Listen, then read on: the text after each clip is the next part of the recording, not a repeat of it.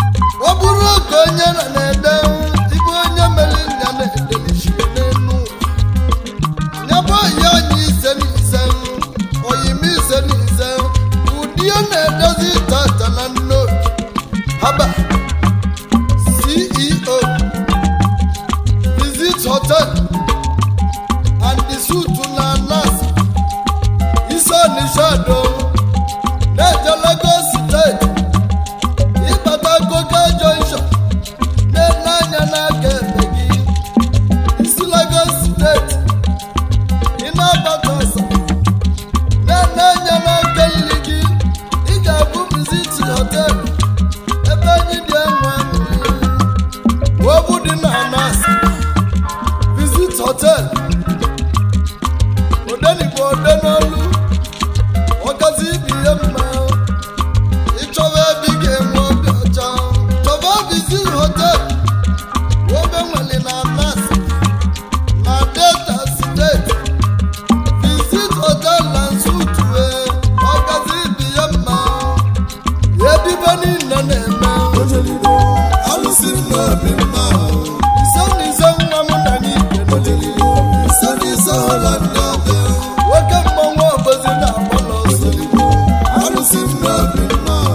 nwoke osisi dị n'igwu ise n'ise Holland abịa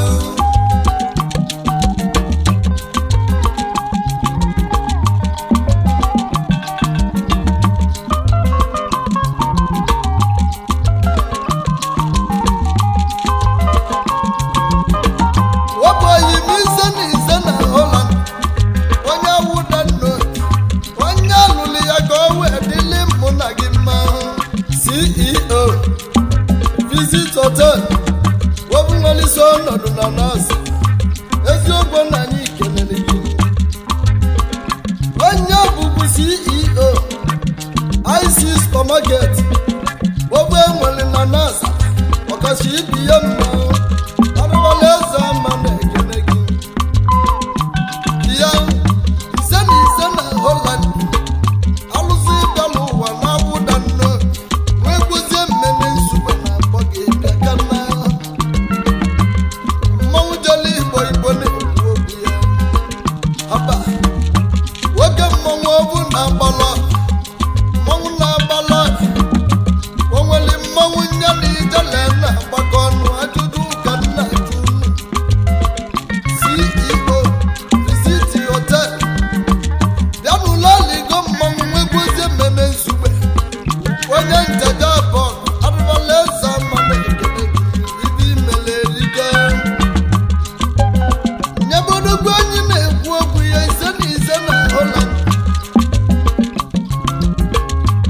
nwanyị na-ekwu n'ogwu osisi a na-emegburu abụọ ebe ọ bụ na ya bụ Adam na ya ga-achọba Iv unu lụtara na Baịbụl Adam na Iv mere anyị ji dị tat Mrs. Lord ogelimalụ obi ịdị ya ọdụ na ọgwanigi Amaka Jude Obiagụ Favor dị ya arụwala eze ama na-ekele gị dị ya obi dị ya onye ọcha nne ya dị ojii sellesu ụmụ agbara ọdụ na-akpọ gị dị ya agbacha nwanyị kilikili sida obi dị ya arụwala eze ama nwee kwezi mmele Nsukka ekele nyabụ ya anya anyị na-ekwu Chukwu ji ọmụmụ gozikwu enye n'elu odozi ọgụ ya mụrụ nwoke mụọ nwanyị ana m ekele ndị ọkpala izizi ojii de nwa m Chukwu na-alụ Jude Obiagụ ndị bụ ise na ise ndị ọkpala izizi mmadụ eziokwu na nne ya bụ ọgbọ ise na ise ị nọ nnukwu ibe egwu na-ekwu ibe nwa m Chukwu na-alụ ojije ejije ka alaeze ogelu ụlọ gara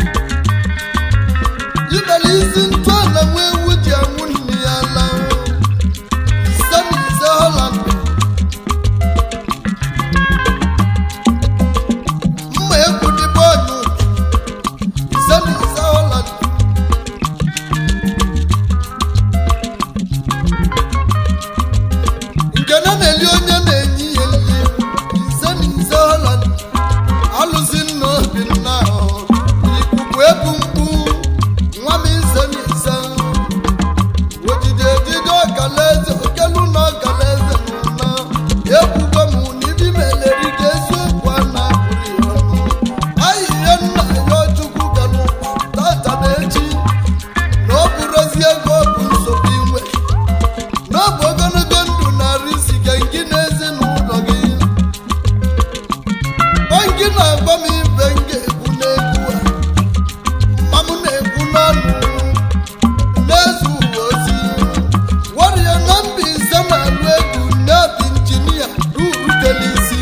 isi m uke n'oyi bụ oyi gị kene ndị gị na-aba na-emebu mmụọ kene ụmụnne gị egwugwu wee mee wele haba haba arọbịa lie mmanwụ n'eli anọma onye na ụdị ya ise na ise na Holland ikuku ọma n'ọnya wobu onye ọrụ na-asụ na-abịa egerege bi na mba ise na ise mba ama onye ugwu nwa m ise na ise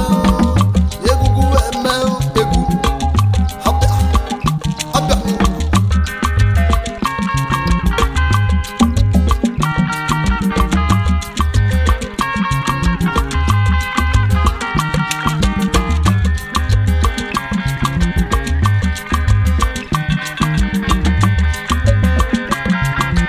Ojolibo, alụsị m n'obi mma. Ojolibo, ise n'ise Holland abịa. Ojolibo, alụsị m n'obi mma. Ojolibo, ise n'ise ana m ayọ Holland ibe niile na-emeli n'obi ibe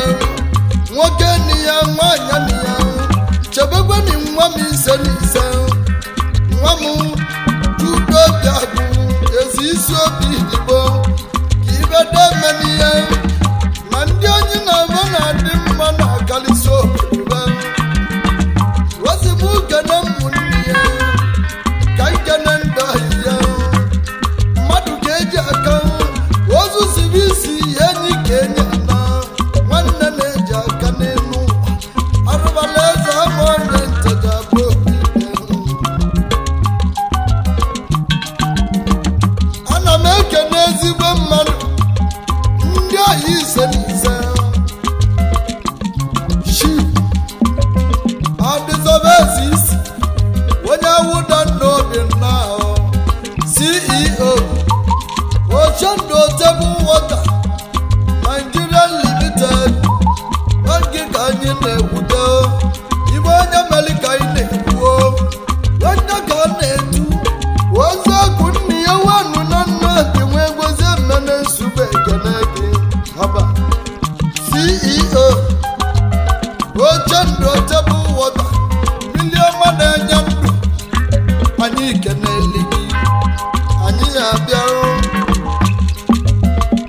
ana m akpọite chibu chidi ndụ nnanyelugo kadụ na akpọ ọka nne dị na kalama na nnobi onye nnobi bi ya ngịka ọdụ na akpọ akpọ agụnwela oyi na ụmụ agụ nnobi ya ga-agbalị igbo ọdụ n'Enugu steeti ka ị na-achụ oyimụbịa welu CEO Chivalus Investment Nigeria Limited Lọkpaka Ebue ana m ekenekwe Chief Ojukwu Gokwe Ochendo wanụ na nnobi nwoke mmanwụ nwegbuzie mene nsukwe na mkpọ gị CEO Tochus Water Pass bịa Investment Nigeria Limited ọkaga Tochus Water Pass Investment Limited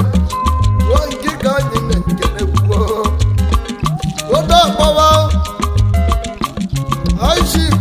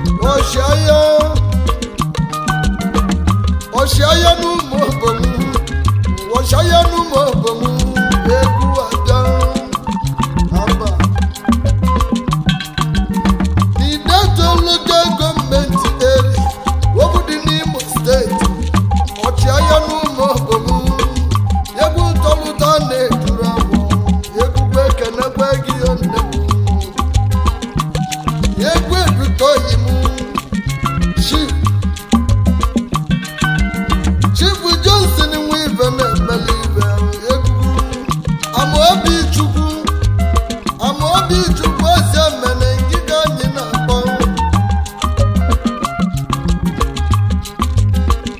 ikotu onye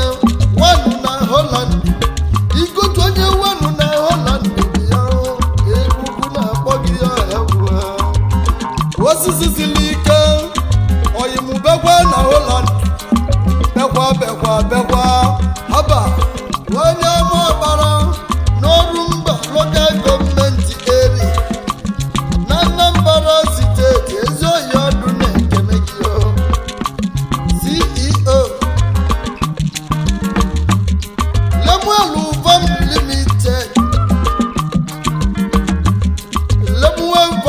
Limited na Owerri n'Imo steeti nwegwuzie mene nsogbu ekene gị anyị ncha bụ ogbuo ana m akpọ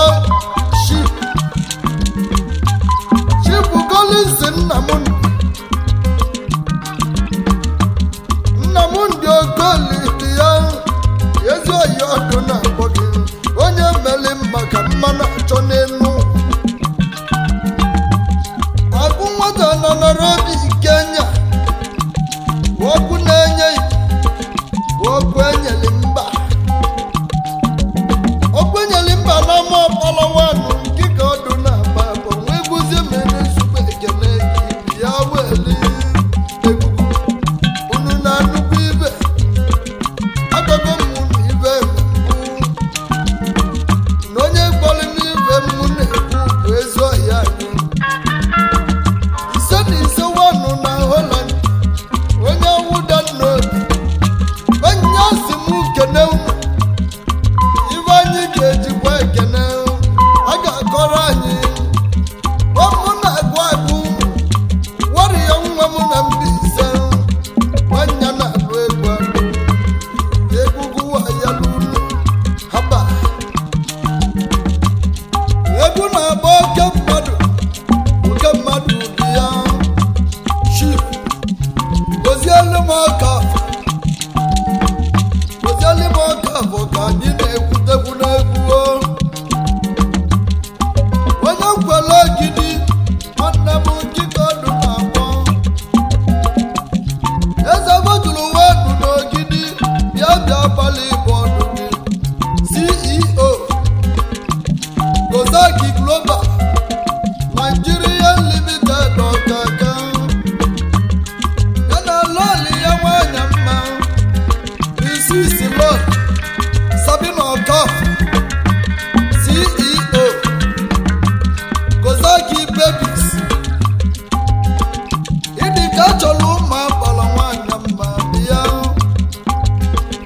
ịdị ka chọrọ ụmụ obi dị ya na adị ikenere gị egwugwuo oyibo Gozaki osisi na-amị mkpụrụ ọma Chukwu ga-akwụ ụgwọ egwu na-akpọ itegwu hashi oyimudozi okeke dozi Chairman Nnodi Friends Club Association na Nnodi Chairman biko chiledi gaba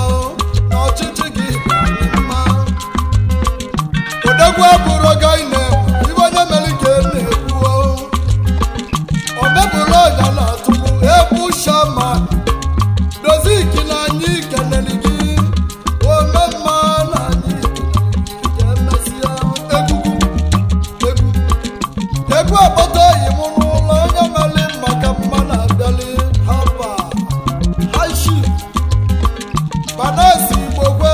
mmiri edo n'ọzọ mmiri obodo nwụrụ nwe ndụ oke mmiri na anyị na-agbakwa n'igwe ka ịbịa obu onye eji anụ ọbụ ọzọ adịrịsị ndị ọzọ na-enwegwugozi mmiri nsupe na mbọ gị bịa mmiri n'anya ndụ CEO New Page Oil and Gas Nigeria Limited Chief Executive ibi melerike eziokwu a na-agụrụ ya anụ a na-achụ ama ọgwa egwugwozie mmene nsogbu ekene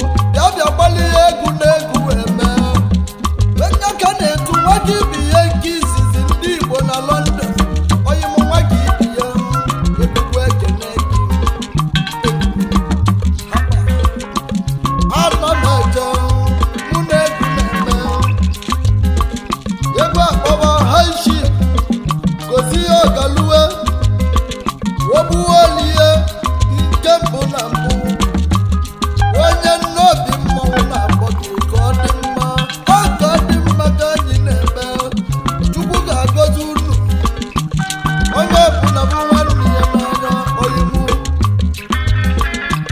gozie gazie nwegwugozie mene nsogbu ekele kwuwe gị egwugwu eme egwu na-akpọ ibu ifure Chukwuka ntụgogwu gị ka ọdụ na-akpọ oyimadadanamishi nwa m chief executive officer Sibayi supermarket ya egwu eme na Lagos steeti gị nwere isi ọnọ onye ka na-etu nwanne dị na mba adada na Holland oge ka ọdụ na-ekwuluo onye ọmajọ ọgụ mamabịa ya na lọlọ nwanyị mma chigodili ifuru m ntụkọ ogwu bịa bịa gbalị ịbọdụ n'ịbụ omenga gbalutelu unu mama m nwanyị mma bịa nwanyị m obi dị ya ogelimara obi dị ya eziokwu ebilibe mma agbado ụmụ agbara na Holland nkịka anyị na-ekele nwanyị n'aka ibi ya amishi Nnewi South local gọọmenti na Anambra steeti anyị nọ n'ime ya unu si bịa haba rụpụtarụbala eze ma ọ bụ na-ekwuo egwu akpọwa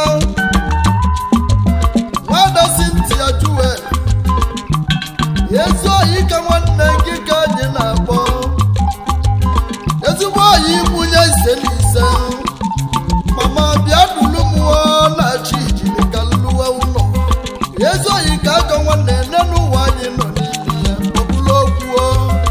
onye ọbịa na Delta steeti mama mụọ nwanyị mma na Amerịka gị nwere isi ọnọ onye ọcha Igbo na Amerịka nwegugbozie mere nzube ekene gị mama haba jele jele egwu akpọba ship high ship Ogochukwu Chukwu na-eke wabatu na-adị mma wanụ na nnobi ya oyimobatu na-adị mma CEO Sibensu gị ka anyị na-akpọ Sibensu Group of Companies Limited ya CEO Fidelity Rice oge ka anyị na-akụlọ ọlị ihe bịa gbalị igwe egwugwu na-akpọ gị ya ya wee berebe ekwue Sido oji agwụnye nwanchi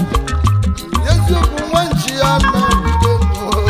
nwa m ise na ise ịnanya ike agụ okwe n'ụbọchị